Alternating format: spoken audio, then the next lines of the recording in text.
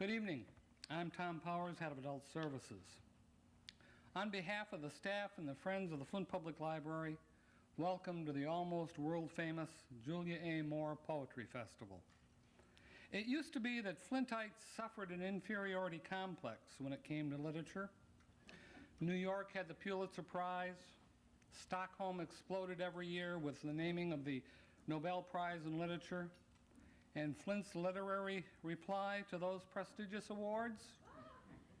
See the USA in your Chevrolet. But not anymore. With the torch of literature firmly in hand, the Flint Public Library has climbed on the shoulders of Michigan poet Julia A. Moore and raised the ante for both New York and Stockholm. Yes, this is the literary event of the age. Robert Frost said, quote, "To be a poet is a condition, not a profession," unquote.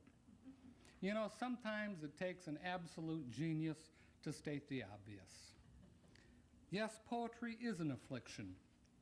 And for 7 long years, this library, in the name of one of poetry's bravest sufferers, has been ministering to the people from all over the world who have succumbed to the itch and are unable to refrain from scratching their muse.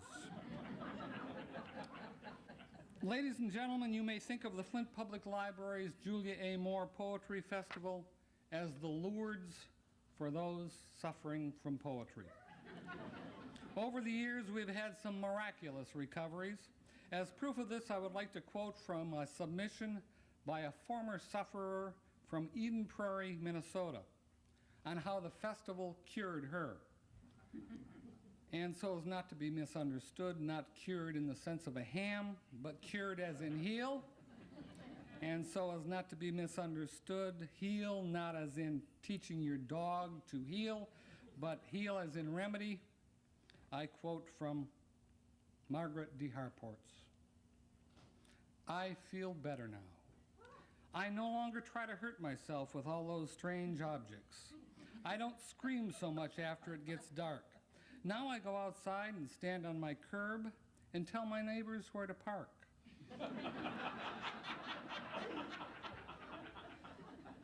I think I'm feeling stronger, and I think lots of people are happy that I feel better now. Thank you, Margaret, for your inspiring story, and I am proud to announce that Miss D. Harports has agreed to appear on our very first Julia A. Moore infomercial. It will be for the Julia A. Moore Muse Begone lotion. We call it calamine for the soul.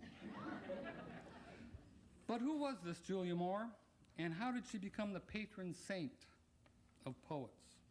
Miss Moore was born in western Michigan in 1847, and by the time she was 10 years old, one of her sisters had died, and her mother had become so infirm that managing the family fell onto her young shoulders. At the age of 15 or 16, Julia wrote her first poem, which also happened to be Mark Twain's favorite, William Upson. And there was no mistaking her talent from the first. It started with those now immortal words, "Come, good people, from far and near, oh, come and see what you can hear."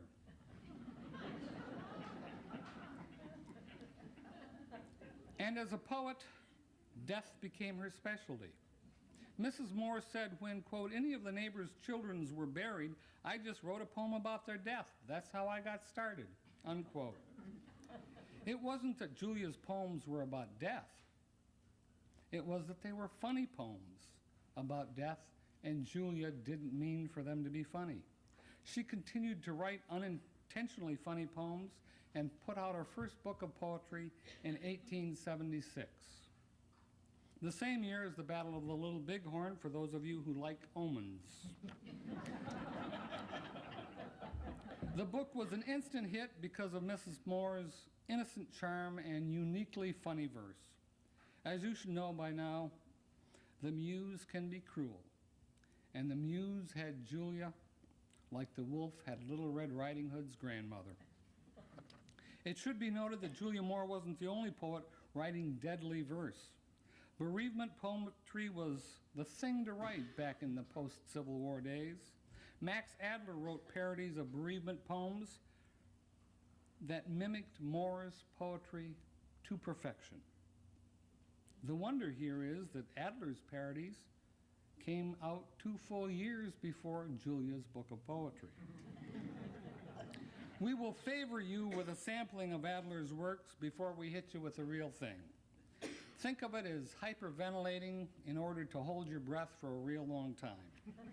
Reading Adler's parodies is Guy Moxham, an actor, playwright, a funny guy, and my personal investment counselor.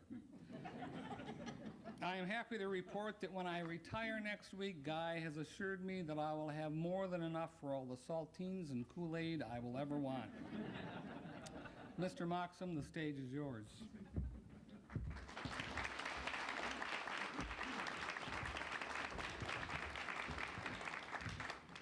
You're retiring next week?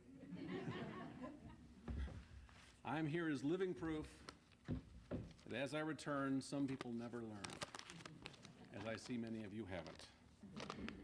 I'm going to read Max Adler's poems, and I was struck as I read them with the words of Neil Young, who said as he began a performance, "This sort of starts out slow and then peters out altogether."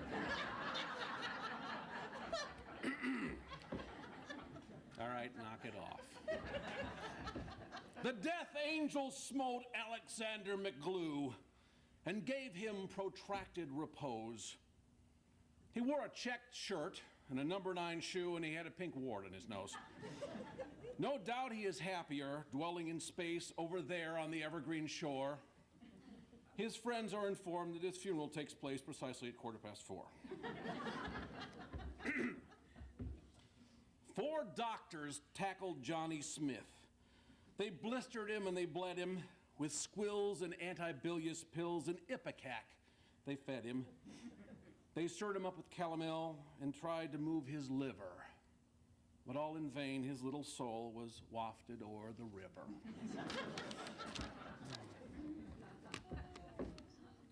Mrs. McFadden has gone from this life. She has left all its sorrows and cares. She caught the rheumatics in both of her legs while scrubbing the cellar and stairs. They put mustard plasters on her in vain. They bathed her with whiskey and rum. But Thursday her spirit departed and left her body entirely numb. A personal note here. This particular poem made my gums bleed. We have lost our little Hannah in a very painful manner, and we often asked, how can her harsh sufferings be borne? When her death was first reported, her aunt got up and snorted with the grief that she supported, for it made her feel forlorn. She was such a little seraph that her father, who was sheriff, really doesn't seem to care if he never smiles in life again. She has gone, we hope, to heaven at the early age of 7. Funeral starts off at 11, where she'll never more have pain. Now, I don't like to read in cadence. I try to throw a little bit of something else in there every now and again. This poem dictates cadence. There's only one way to read this, and I'm going to do it that way. Oh, bury Bartholomew out in the woods in a beautiful hole in the ground where the bumblebees buzz and the woodpeckers sing and the straddlebugs tumble around.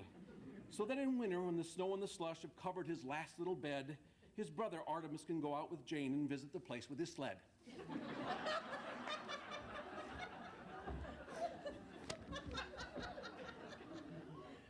And for those of you who are fans of imagery, this is really going to hurt. Willie had a purple monkey climbing on a yellow stick, and when he sucked the paint all off, it made him deathly sick. And in his latest hours, he clasped the monkey in his hand and bade farewell to earth and went on to a better land. Oh, no more he'll shoot his sister with his little wooden gun, No more he'll twist the pussy's tail and make her yowl for fun. The pussy's tail now stands out straight. The gun is laid aside. The monkey doesn't jump around since little Willie died.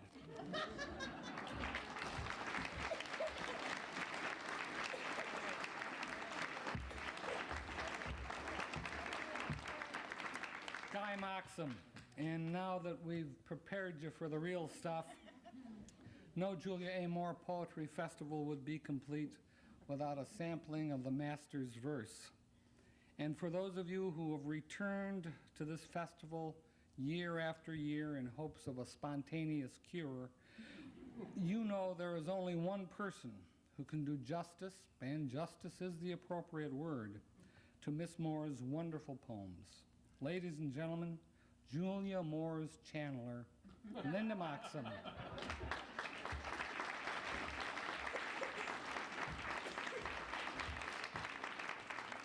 Thank you, Tom.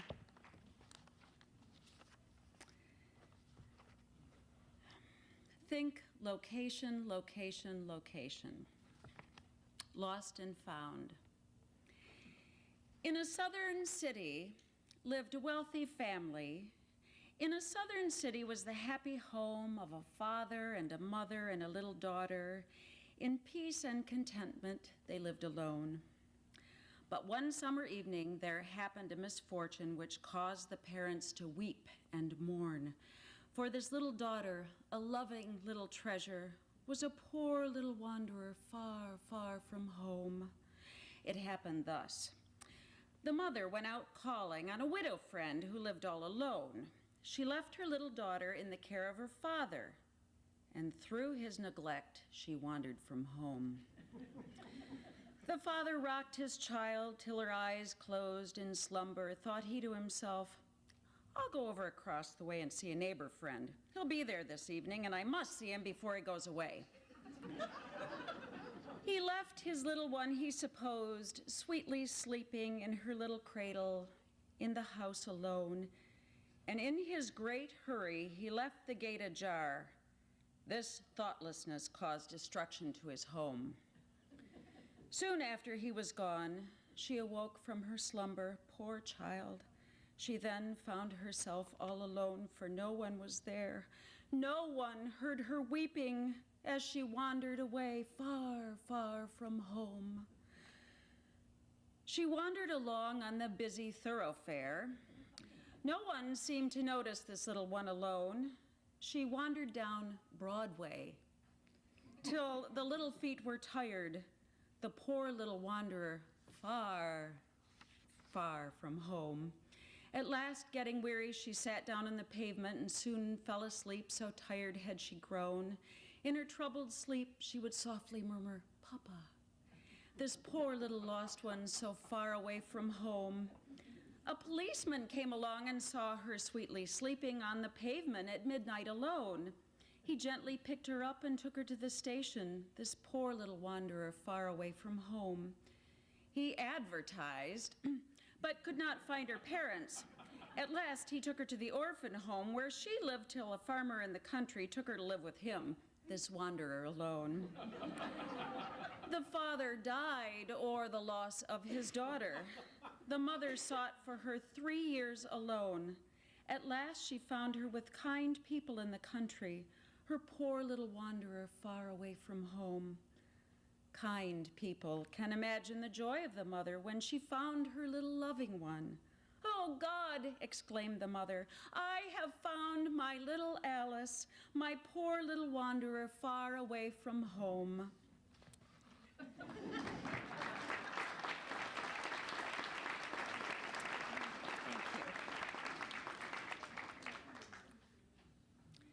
Brigham Young's wives.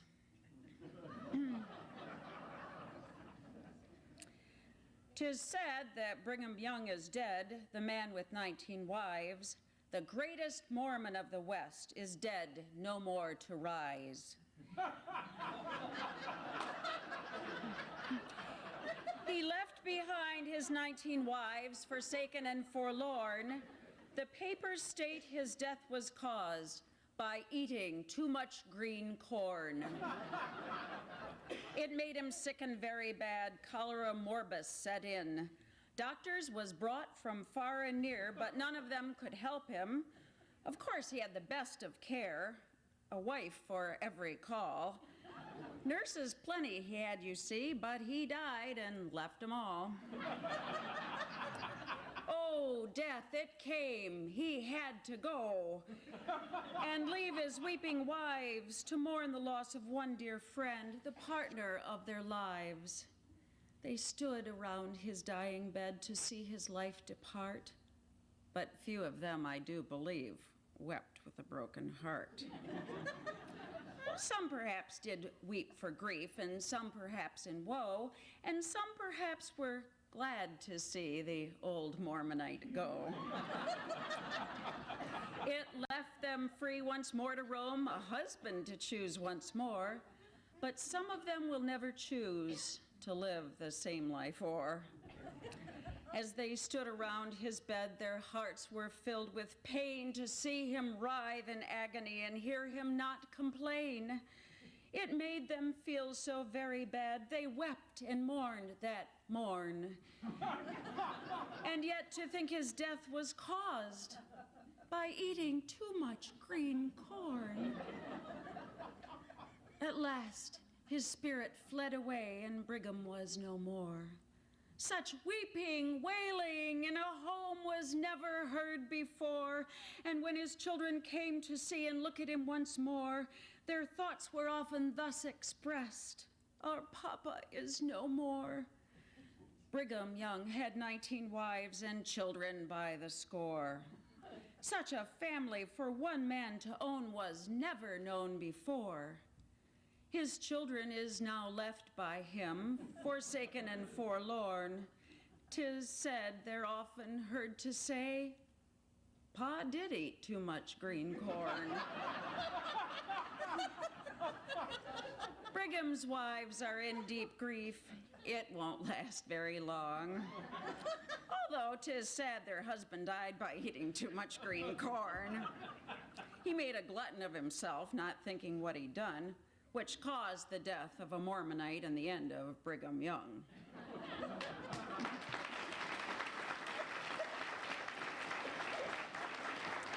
you. And my last.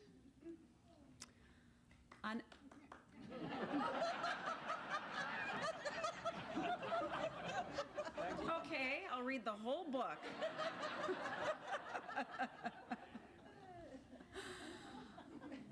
On a moonlight evening in the month of May, a number of young people were playing at croquet. They mingled together, the bashful with the gay, and had a pleasant time and chat while playing at croquet.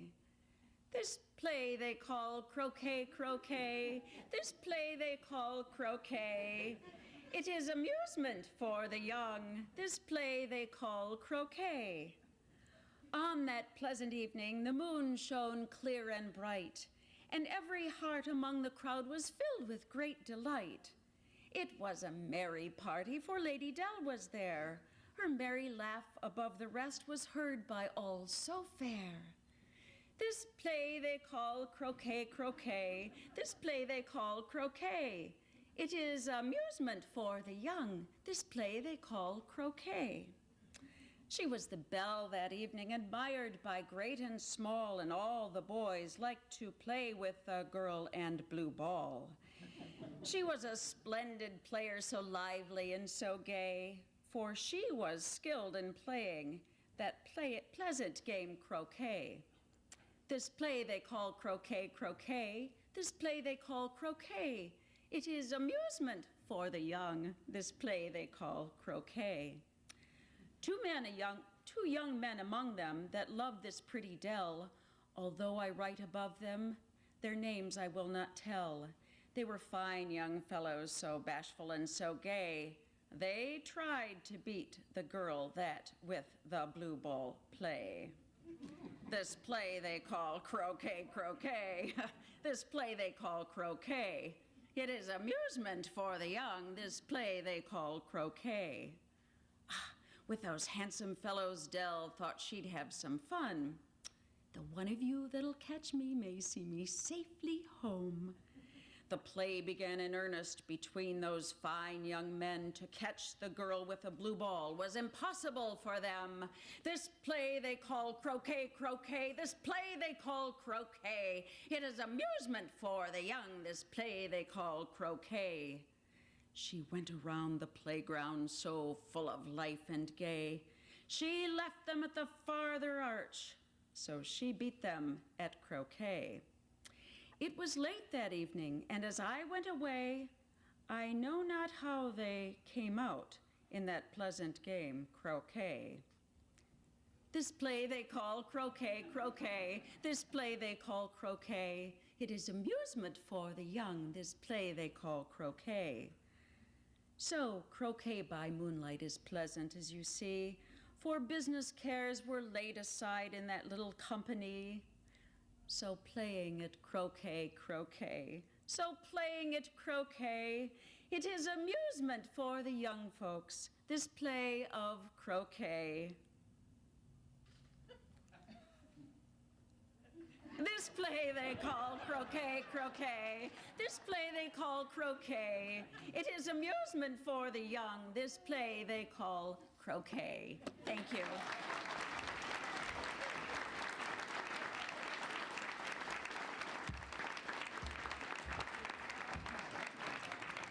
Absolutely superb, Linda.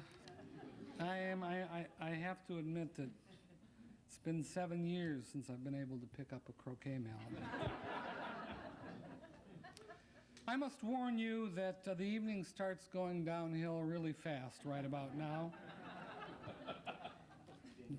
Jan Worth and Danny Rendelman agreed to be judges for the very first Julia A. Moore Poetry Festival. That was 7 years ago. Little did they know that what they undertook would be such an affront to literature that the contest would become a life sentence. Every year we allow them to speak to the audience. Just think of yourselves as their parole board. Ladies and gentlemen, 926-4082, Jan Worth.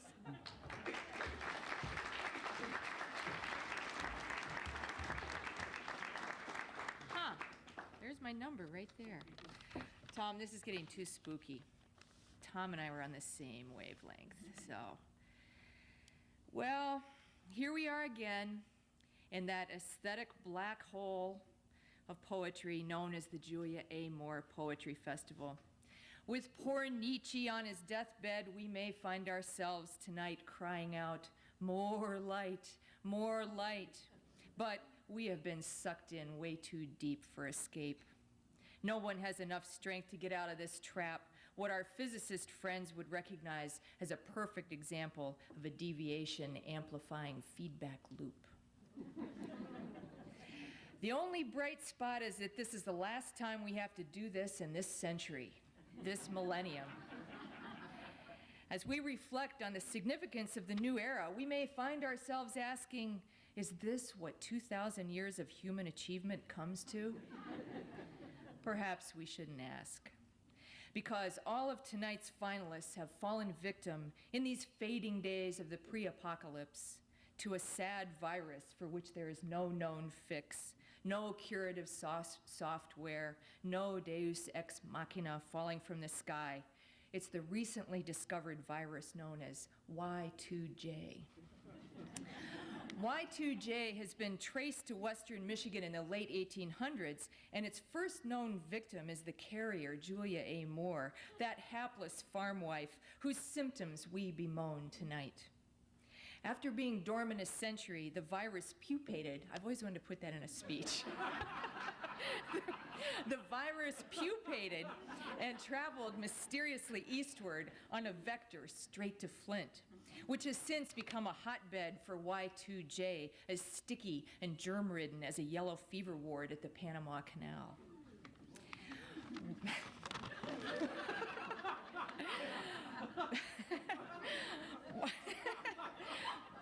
Y2J, when its squirmy little syllabic microbes waggle into the brain, compels a person to scribble insanely, writing execrable stanzas about Monica and Bill, cigars and impeachment, dead in-laws, pets with loose bladders, and cow pies.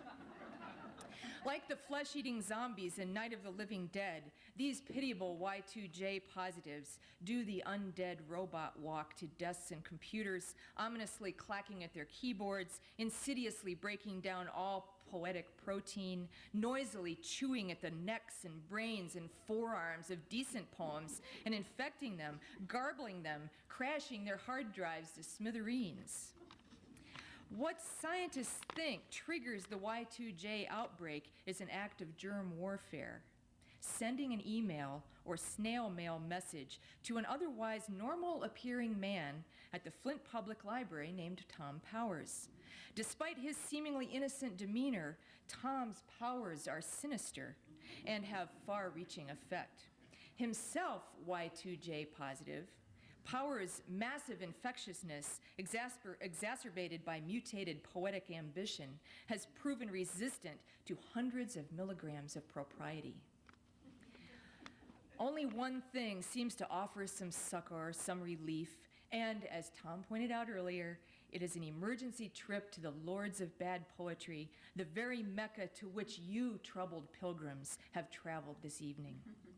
Tormented by guilt, Tom Powers has become our Edward Jenner, scraping the skin of literary milkmaids to heroically devise a possible palliative against the pox he unwittingly spread.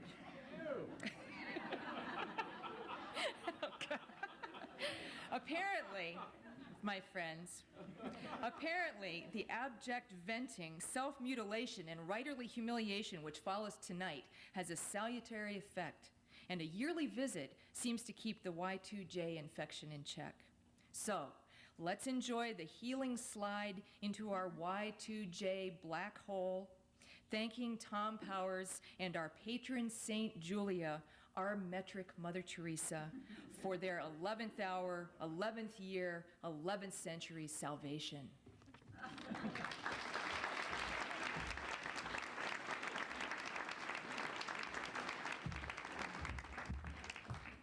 Does anybody in the audience have any antibacterial handy wipes? No? Well, I gotta touch it, but later. Next, her inmate in crime, Danny Rendelman.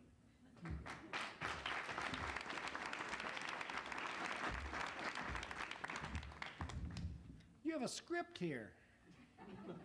I thought you made that all up. Good evening. T.S. Eliot once wrote in a very fittingly titled poem, The Hollow Men, "This is the way the world ends, not with a bang, but a whimper." Well, as this is the last Julia A. Moore Poetry Contest of the millennium, I have to say that 7 years ago, it began with a whimper and is ending with a whine. Mine. You might laugh, but I have spent the last 7 springtimes not frolicking in the tulips and grape hyacinth, the golden forsythia and swaying daffodils, not dancing goat-like through the ripening crowds of young girls in their flimsy summer dresses, not cackling and howling with Dionysian delight, a little smear of Beaujolais on my lips, my sun-bronzed chest open to the wind. But I digress.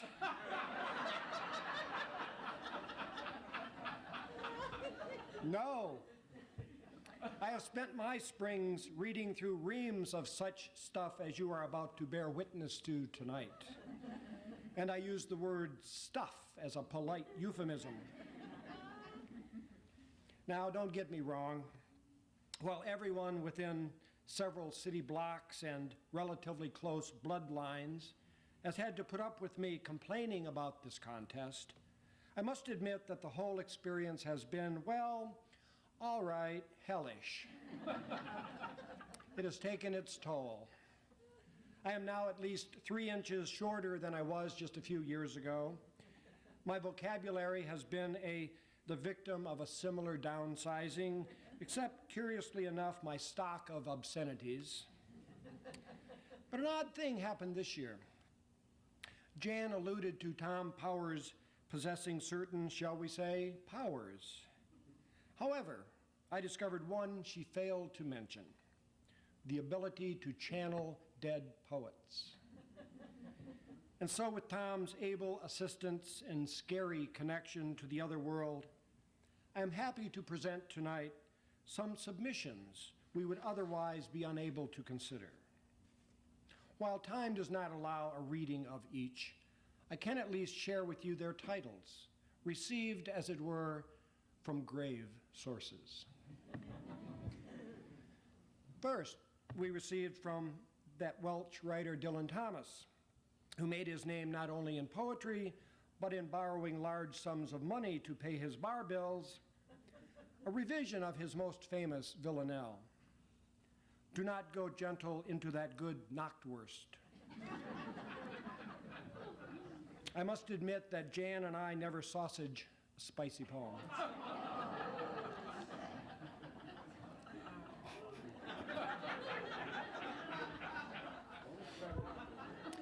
Then we have Christopher Marlowe's heartfelt persona poem, written, we gather, to commemorate an especially lonely time in his life, the passionate German shepherd to his love. Samuel Taylor Coleridge, celebration of an extended shore leave in Marrakech during his stint in the Navy, the rhyme of the pretty old Marine.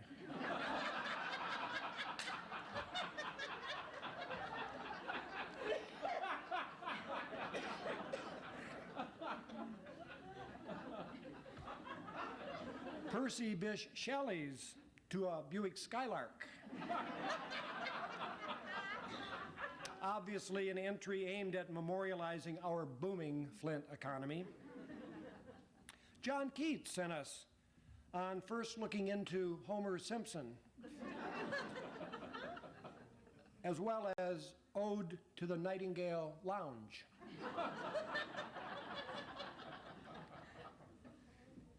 Elizabeth Barrett Browning sent us a revision of her over-hasty courtship letters to Robert Browning. How do I love thee? Let me think about it for a couple weeks.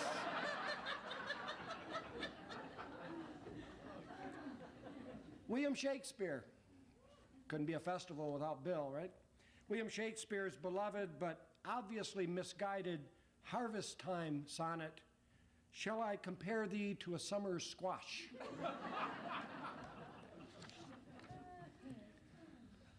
Matthew Arnold's 1960s take on a Hollywood update of his famous lover's lament, Dover Beach Blanket Bingo. William Cullen Bryant's rethinking of seaside habitués, having been terminally irritated by some 16-year-old, to a personal watercraft. Walt Whitman's over-the-edge ego celebration, Song of Me, Myself, and I. And to bring our list full circle, we have T.S. Eliot's commercialized existential soliloquy, The Love Song of J. Crew. So there we have it. Given the level of entries from our still warm and not quite brain-dead contestants, I think these stabs at Julia immortality will fit right in. On the other hand, you'd think tonight's poets, who are still ambulatory, however verse-challenged, could come up with work a trifle more, shall we say, lively. Let's find out. Thanks.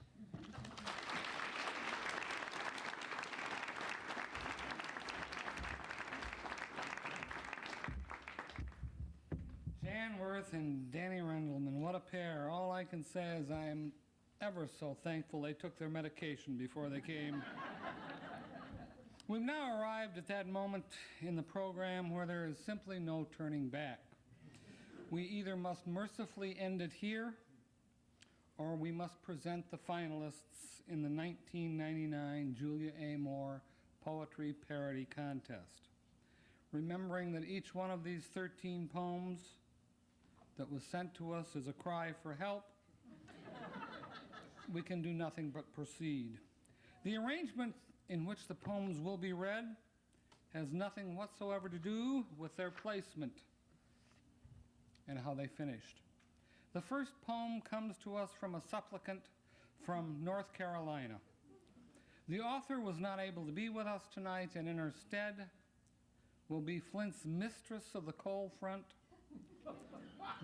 the high priestess of the low-pressure cell, the goddess of school closings due to bad weather, and I think the inspiration for Woody Allen's wonderful film Annie Hall. Truly, she is a person that every parent knows and prays in the winter that there will be school today. I am just sorry that we couldn't make her feel more at home and project on a screen in back of her the words that she will be reading so that she can actually point them out over her shoulder as she reads them. Ladies and gentlemen, Norma Hall reading Nancy Lockhart's E. Dickinson at 1886.com.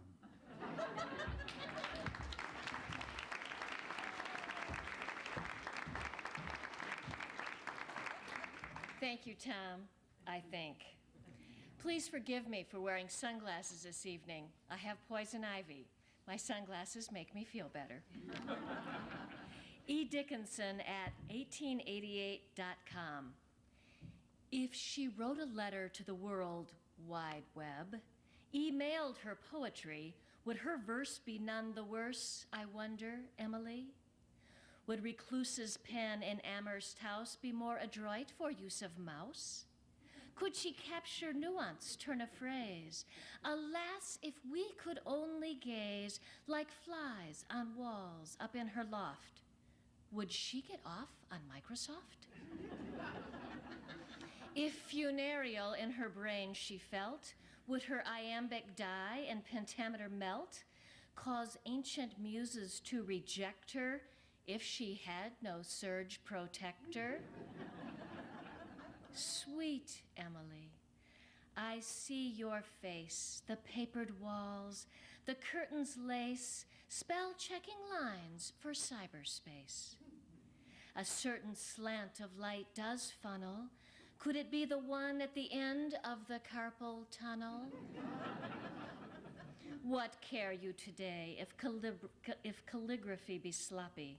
The saving grace is on your floppy. Cheer up, dear Emily. It could be worser. You've learned to scroll and move your cursor.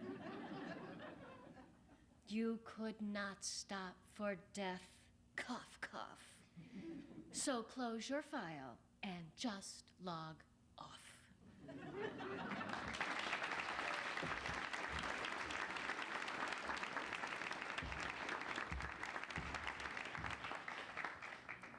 Our next poem is written by David James from just down the road in Linden. But please be sure before he gets up here to take your purses off the floor, make sure the hemlines or your trouser cuffs are also off the floor, as Mr. James reads us The Dreaded Day Dipsy Died, or Julia A. Moore's Dog. Mr. James?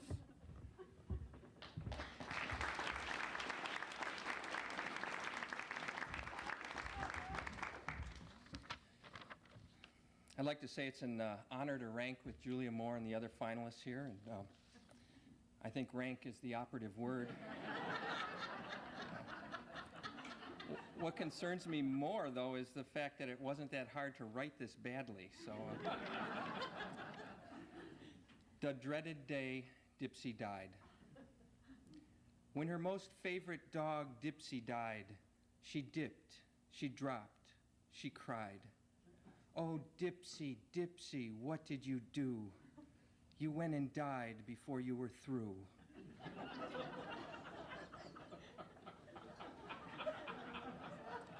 She dreaded the day after Dipsy died.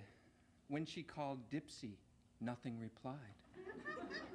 She dreamt of a darkened, dank doghouse and the buckets of lice that were loused. But you were a good dog, so dinky and dapper.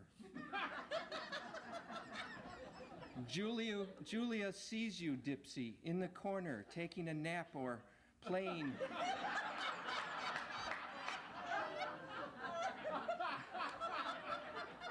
Playing fetch with a dried piece of poo. Oh, Dipsy, Dipsy, she asks, what did you do?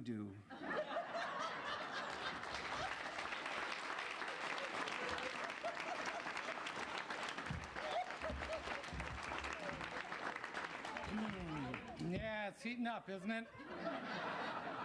Thank you, Mr. James. Now, I'm not an expert on literature, and I know there are some in the house. Is this what you would call doggerel? No, and you all paid so much to get in here, too. Our third entry was penned by Dave Summers of Holly, Michigan, and strangely enough, I've got a typo here, and it comes out Holy, Michigan. His poem is entitled Only One Port Austin. And after reading his poem, I'm not too sure that that's a good thing. Dave Summers.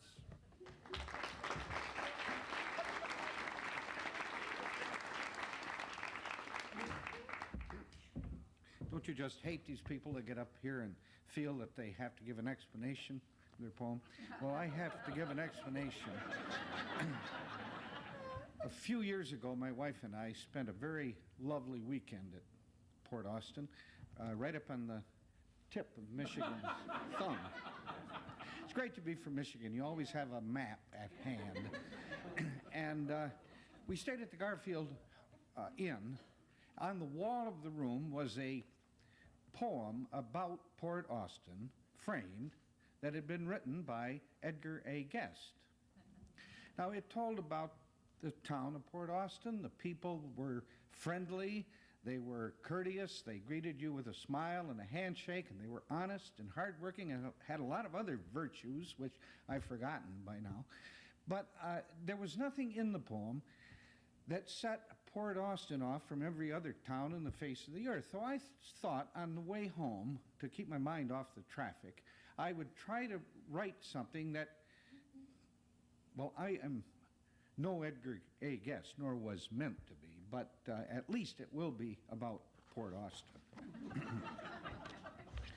From Portland Ore to Portland Me, from Bakersfield to Boston, from Keokuk to Kankakee, there's only one Port Austin.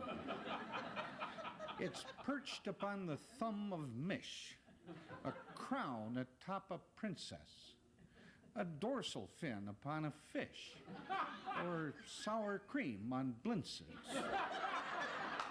The candle on the birthday cake, the moon above the sea, the sprig of parsley on the steak, the star atop the tree.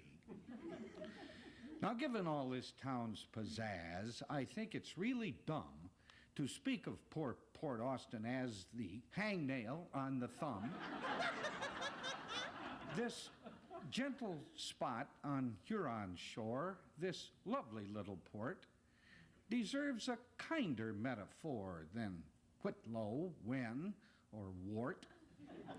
This place, to use a platitude, gives light that never fails. So bow your head in gratitude and clip your fingernails.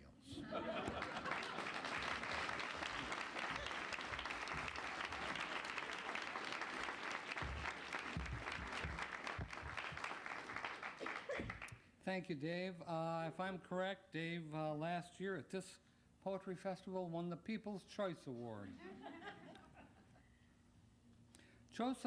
Joshua Menachek from Spring Arbor sent us this next poem. It is entitled, if I can pronounce it right, and if I can't, he will, O Capsian, my Capsian. Mercifully, Walt Whitman is dead and will not hear this parody.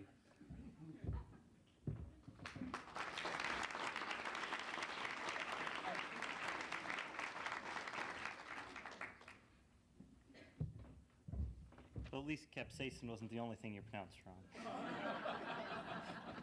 Last name's Nemechek. I brought a little prop. In case you're unfamiliar, capsaicin is the chemical that makes hot peppers hot. It's important for the understanding of this poem. O capsaicin, my capsaicin, your fearful heat is done. My mouth has weathered every tack, the fire's left my tongue.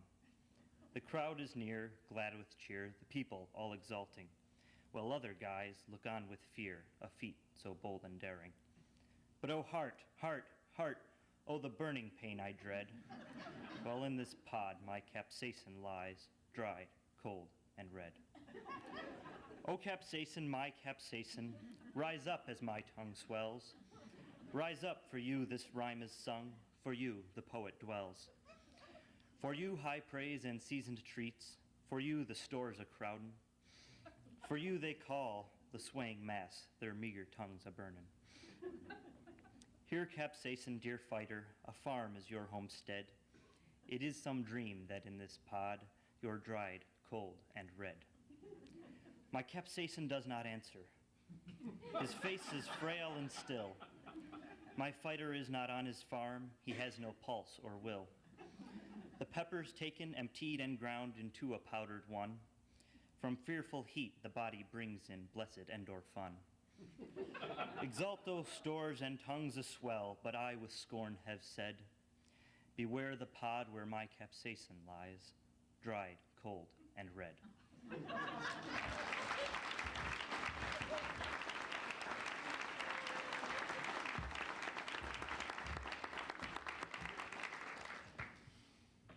Our next poem was submitted by a chronic contestant to the Julia A. Moore Poetry Festival.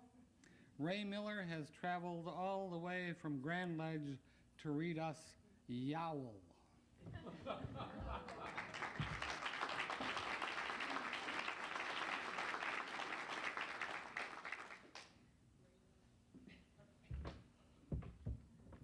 You don't need to know anything about this.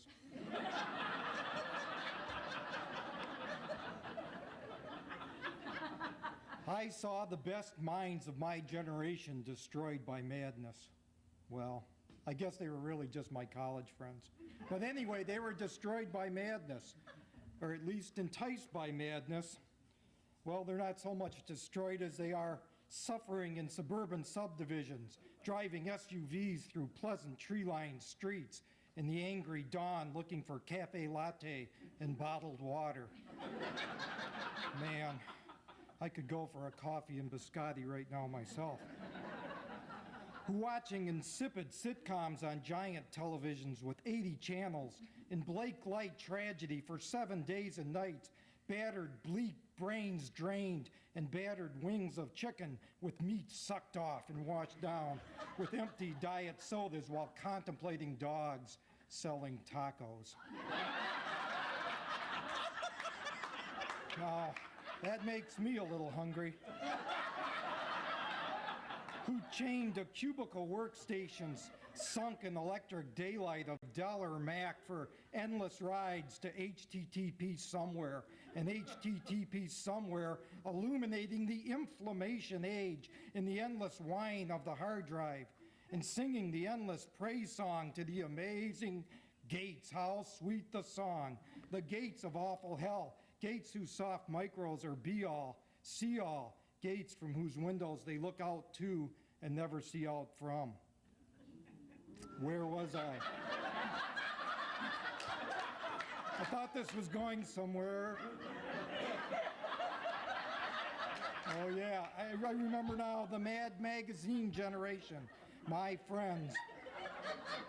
Watching the 6 o'clock bombs drop and bemoaning school taxes, looking for a new fix, mixing Viagra and Rogaine till their hair stands straight up as the hands of their Rolex kind God at midnight.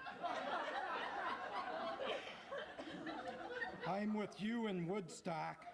With you in Woodstock where flowers and music and love are. Except first I want to see Seinfeld over again and again. I'm never tired of it.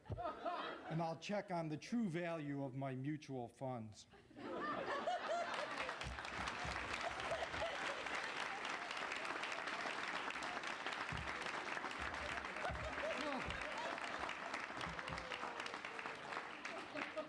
Is there anybody here in the room that will see that he gets home tonight? Good. Oh. It just doesn't stop either. The vicar's testimony was penned by Alan McLeese of Saginaw.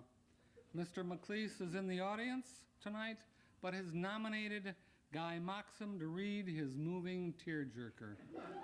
Please get out your handkerchiefs as Guy comes to the microphone.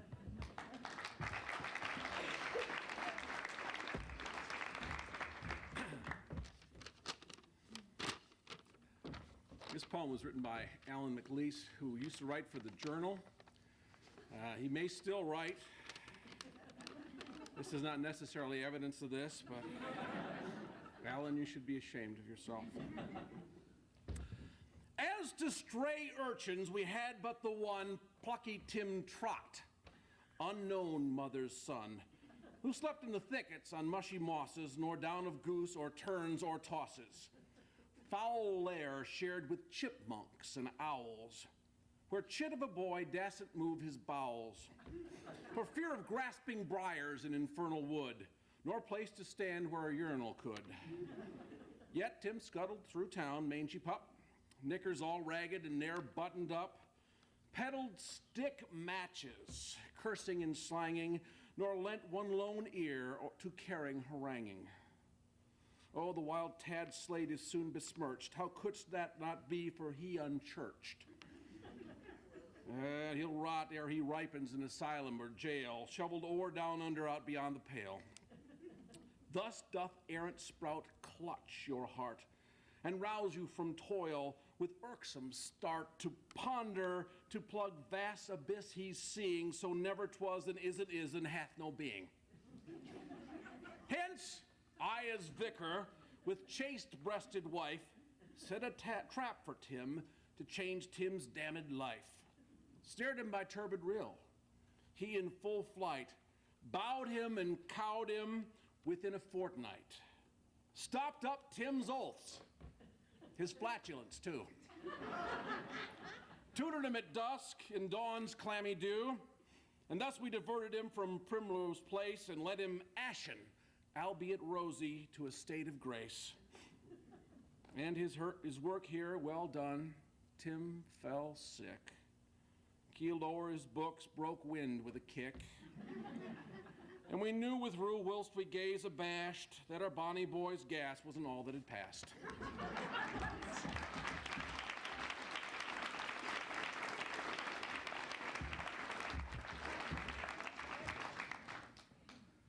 Our next poem comes to us from Anthony Thomas Sutton of Jackson, Michigan, who, no matter how much we implore him, continues to write poems and submits them to this contest.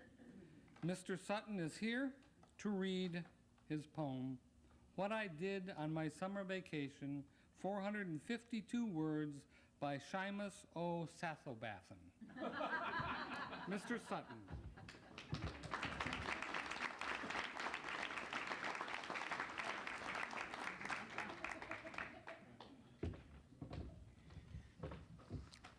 I had thought to bring a bottle of Scots whiskey tonight to act as an audiovisual aid.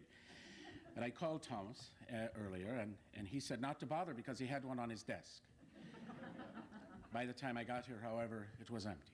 So I'm afraid I'll have to do this cold. What I Did on My Summer Vacation, 452 words by Seamus O. Sutton. Down the wibbling ways I wandered, waif-like, and came now to the orange towns of seaside Florida. flashing sun and colors, an aged owl in a raincoat out of place. I hailed Time and Newsweek, which hooted to me as I, climbing the dumb dunes down to the sea, sang in its bowels and blubbered boastfully about some damn-dibbled owls under the hills. And I dreamt I found the owls and maidens, scampering skimpily attired, with squeaky voices asking me to play all the spring day long as I dangled and jangled in the wabe with the mome raths, swiving and snickering, swiving, always swiving in those soiled sheet days. And their flabby bellies shimmering like dew sprinkled into a frying pan on a camping trip to nowhere. On Sunday, it was running in my nose, so nauseously and nasally that as the fire burned the sedge and no owls sang, I sang, my body electric. Waves wangled my weebles and walloped like horses chained to blazing butter beneath the berth of simple, light beer. And then I awake to trail daisies and petunias and chrysanthemums and tulips and phlox and pansies and astleby until I be covered with ricks and figs, covered in owl-like raspberry jam, covered with sticky labels from old computer floppy disks. Lord of the holy streams and white with dew dabs, my freckles only asleep with the owls. Look for me under your buttocks. Crossing the pastures of heaven, I'll be there. Prince of the orange towns with the painted women under the lampposts, riding to sleep on a train with the owls, whose droppings are called castings and are filled with the tiny bones and beaks of animals upon whom they have recently fed. Nothing cared I in those skanky blue days on the tram's way back home for Time or Newsweek. Nothing cared I for you, my father, there on that sad Chicago Heights, because I was green with garlic from the tacos made by stewards on the Amtrak, chained to their stoves like rusty rustled steers at a roundup in Rio. And nothing I cared for my wibbled ways, or the orange towns or owls, which whinnied still all the dumb dunes down, though I was gone from trendy Florida. Only my job, jabbering back like jackdaws, so soon come back to a desk full of whelks and war owls, all jostly with the owls still chained, and remind me of what? I think I forgot. Or at least misremember whatever it was I was thinking I thought. So thus, to a moral, to end on, and take with us as we seek what we sought. Vacations, no matter how splendid, are often not what they were ought.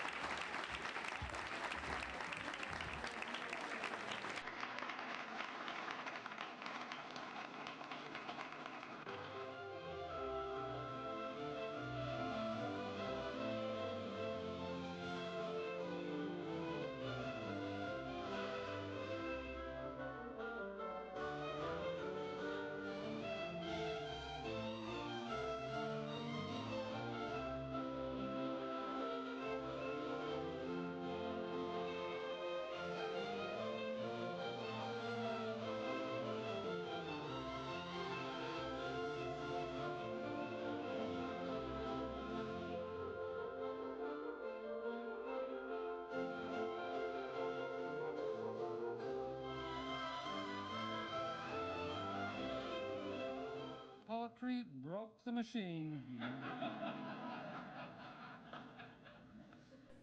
It was bound to happen. It couldn't be avoided.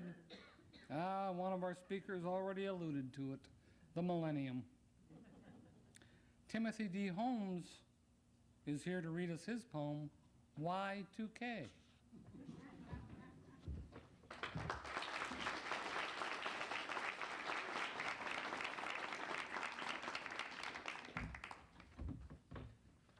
Well, as this festival kind of gives praise to Julia Moore, I also have to give a nod to the infamous, at this point, reading of Linda Moxon with the Moonlight, Croquet by Moonlight.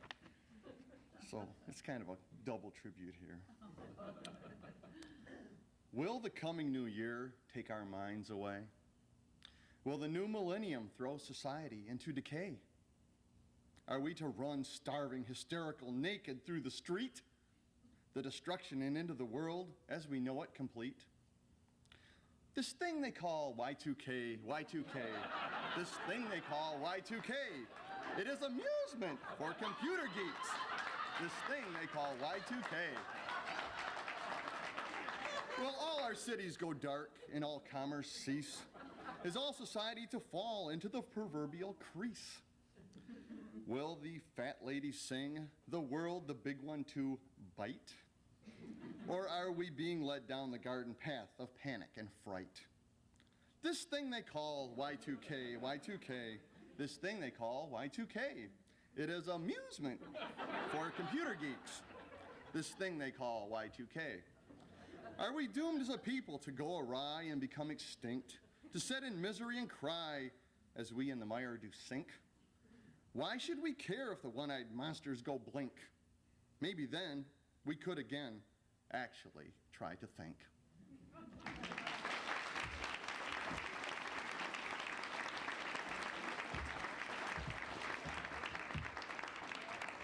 I've never really been able to get that. I just don't understand. Every time that I hear Y2K, that's a question, isn't it?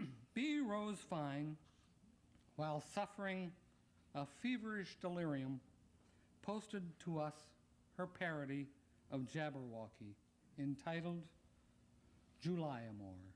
Miss Fine?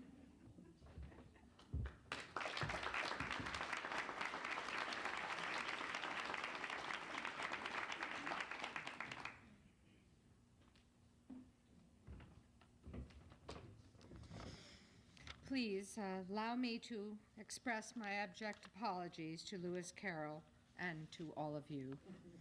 Here is my offering, Juliamore. 'Twas Wednesday, and the Crapshore Potes did blart and hootle out and flyant.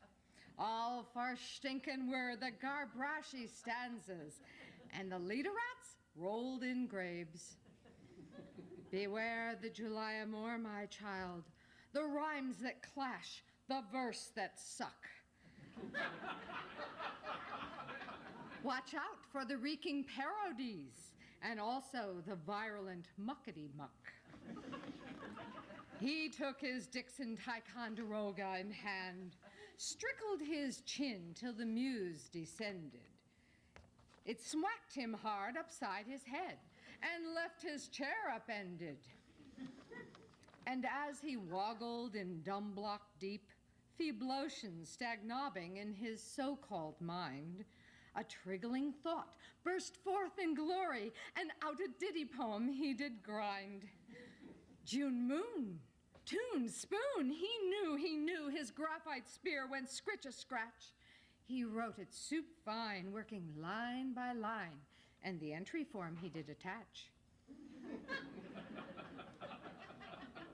And hast thou won the Juliamore? Give mommy a big kiss, my middle ochre baby. What a knackaslutty day, hoo-ha, hoo-ha. She cavelled and cavorted, maybe. 'Twas Wednesday, and the Crapshore Potes did blart and hootle out and flyant. All far stinkin' were the Garbrashy stanzas, and the leaderats rolled in graves.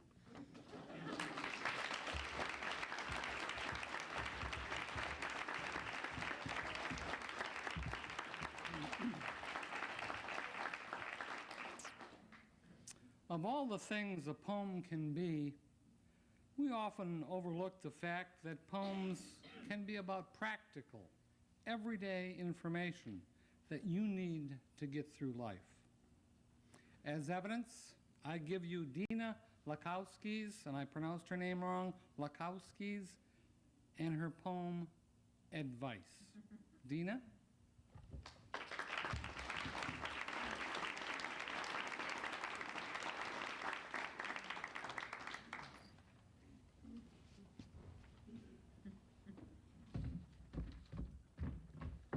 Hi. Advice. Do not step on doggy doo-doo when you walk in the park. You don't want to smell like poo-poo. You better watch out, especially in the dark. Do not step on doggy doo-doo. Be cautious and do not doubt if you hear the ominous bark. You don't want to smell like poo-poo. When you do fall into the trap, do not pout. Next time you'll look out for the mark. Do not step on doggy doo-doo. I'm warning you about the dangers, so hark. You don't want to smell like poo-poo. So be on guard with your snout and hunt down that mound like a shark. Do not step on doggy doo-doo. You don't want to smell like poo-poo.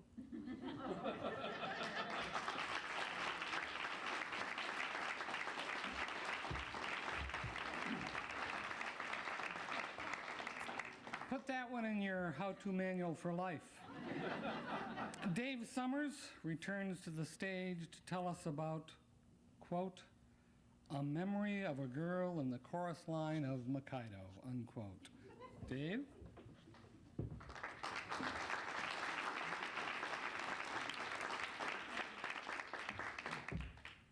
More years ago than I like to admit, I was in the chorus of the Gilbert and Sullivan Society production of Mikado.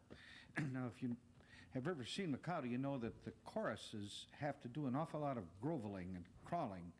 And I had one pair of pants, and I had to wear them to class as well as to rehearsal. And I looked with envy at a girl named Jean. She wore what we called dungarees in those days. Now, this was very uncommon. And I was attracted to her. Nothing developed from it. Nothing developed from it, dear. Scout's honor, nothing developed from it. But I was attracted to this, and I thought that was very clever. So I came up with this. You can talk of spending dollars on your fancy hats and collars, and your tartan striped waistcoats might be fine. But when you speak of breeches, you will have this guy in stitches, 'cause your talk is so much wash out on the line. Now, mid Stan Arbor's sunny hills, where I paid my clothing bills, and remember, students don't get too much green, lived a brilliant first soprano, when in tune with the piano, that was known to all of us as Dunga Jean. For it was Jean, Jean, Jean. You baggy, saggy, trousered chorus queen, when you kneel upon the stage, every man looks on with rage, 'cause he can't do it and still keep his trousers clean. But oh, you Jean, Jean, Jean. You can always wash yours out with Climaline. Though I've razzed you and I've baited you, by the God that has created you, you've got better pants than I have, Dunga G.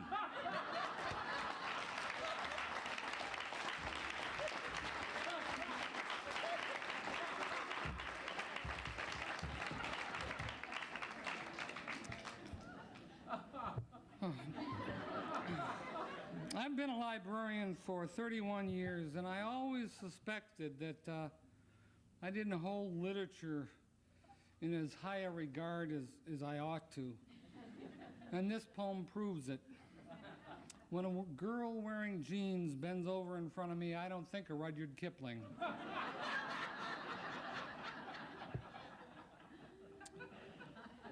Have patience, we're getting near the end.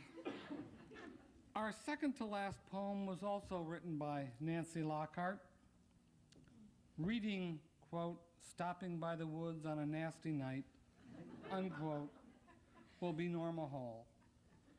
When I first read this poem, I instantly knew that Norma Paul was born to read it.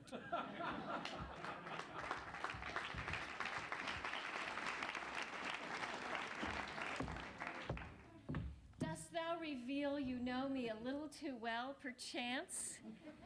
I own a little Mustang. I'll be talking to you later, Tom Powers. Or perhaps not. Stopping by woods on a nasty night.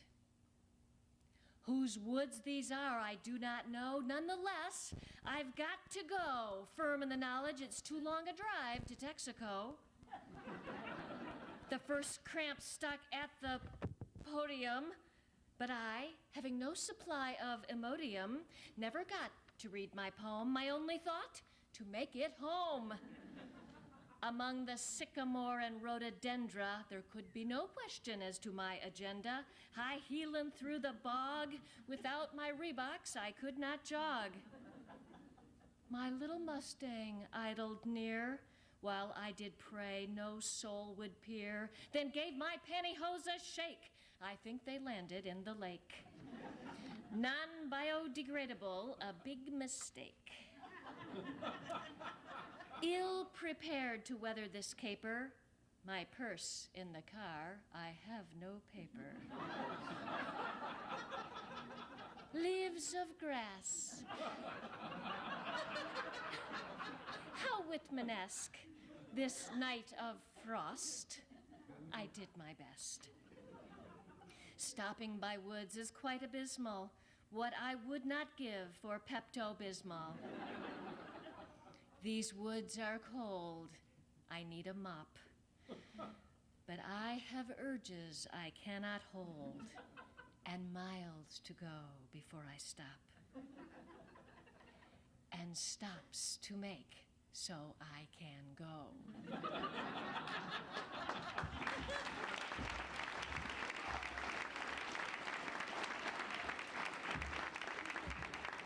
Was I right?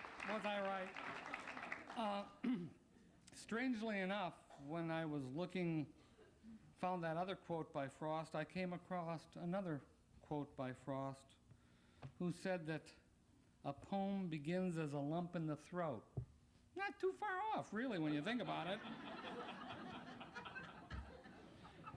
Our last poem is yet another submission from Ray Miller.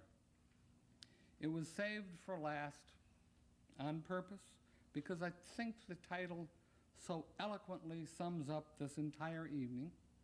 Please welcome Ray to the podium without any Imodium, who will read his poem, Blah, Blah, Blah.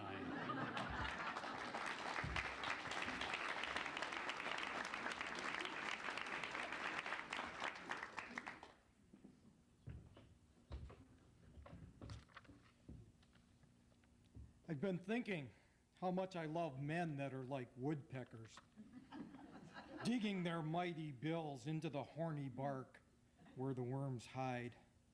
Yesterday, a man called me a peckerhead. He meant it in the good way, though. Like, hey, woodpecker man, how are the worms today? It was nearly the same thing as saying that, but still different. I wish someone else would compare me to a woodpecker today. I'd have a better comeback. I'd settle for being called by a man's nickname like Woody. That's a warrior's name, even if it is for men whose fathers named them Woodrow, while my name has always been Robert. But this isn't about me, it's about the cheerful pounding sound of bill and bark, like the far-off sound of pot-bellied lawyers beating on drums in the Minnesota woods. I love those woodpecker men banging their brains into insensibility against trees with thick bark, thick as the piles of Wall Street journals at their wooden desks. Maybe tomorrow I'll iron my long johns or iron in the john, something like that, and bang on a few typewriter keys.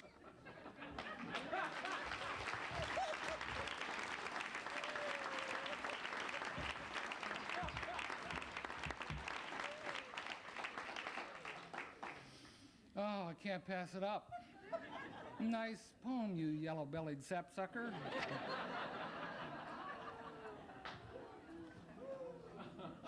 Well, you've heard the poems. It's nearly time to announce the winners. But before we do that, for 7 years in a row, she's been here to help us announce the winners. Would you please welcome to the stage Leslie Moore, Julia A. Moore's great-great-granddaughter.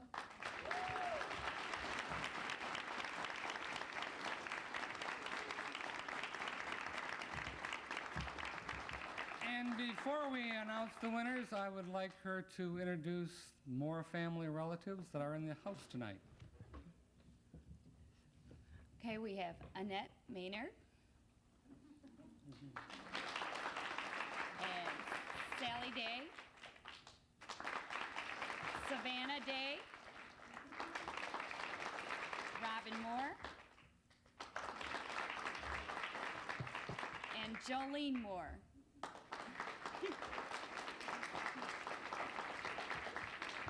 And I know the house is just electric with anticipation, so the third place winner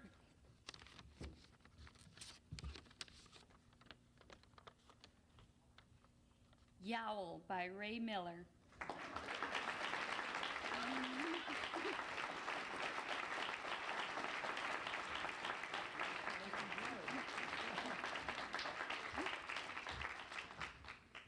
The second place winner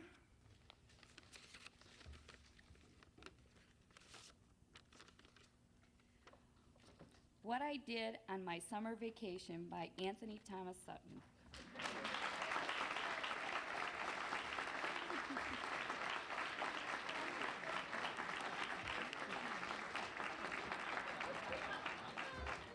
Mr. Sutton is going to have to be disbarred from this contest. He has won first place at least once, and he's placed several other years. The first prize winner is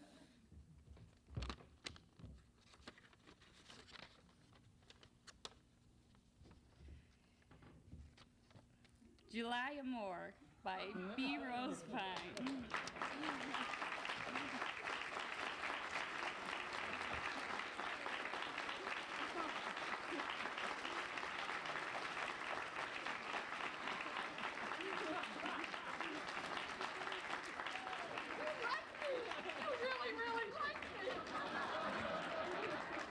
No, it's just the poem. Is it going to be on the website? Yes.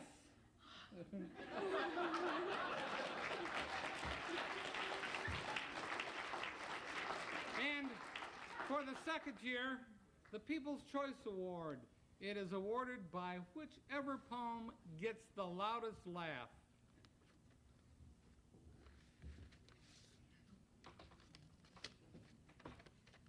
Ray Miller. Ray Miller.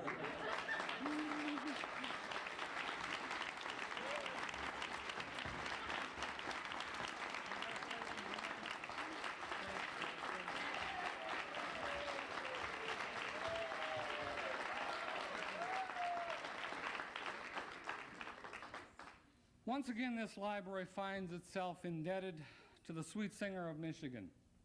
She was the inspiration for this festival, and she's been responsible for all the good times we've had here for 7 years. Julia tried to comfort the bereaved.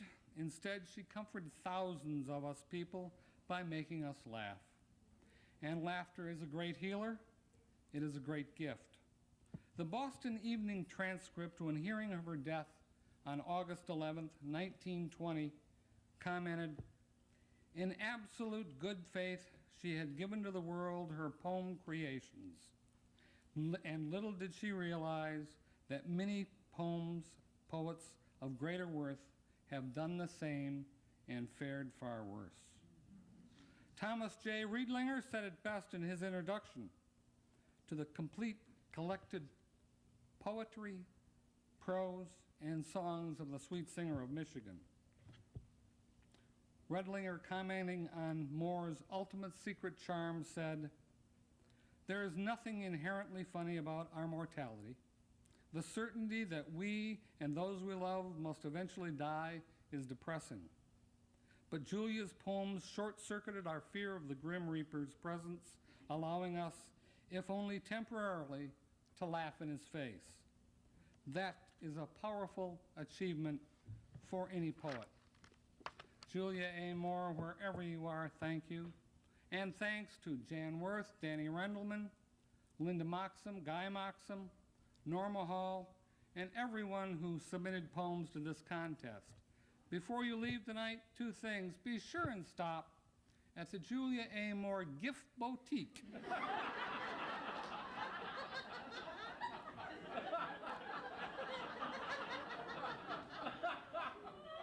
On your way out. And I would like to close this session with the words of Julia Moore, and I think it is a proper benediction. My childhood days have passed and gone, and it fills my heart with pain to think that youth will never more return to me again. And now, kind friends, what I have wrote, I hope you will pass o'er and not criticize as some have done hitherto here before.